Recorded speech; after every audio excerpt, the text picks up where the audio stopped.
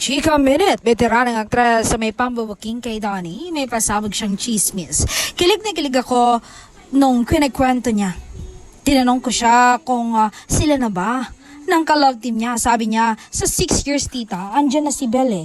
Yung focus ko, sarili ko, siya, pamilya ko, paano aayusin yung buhay ko, buhay namin in the future.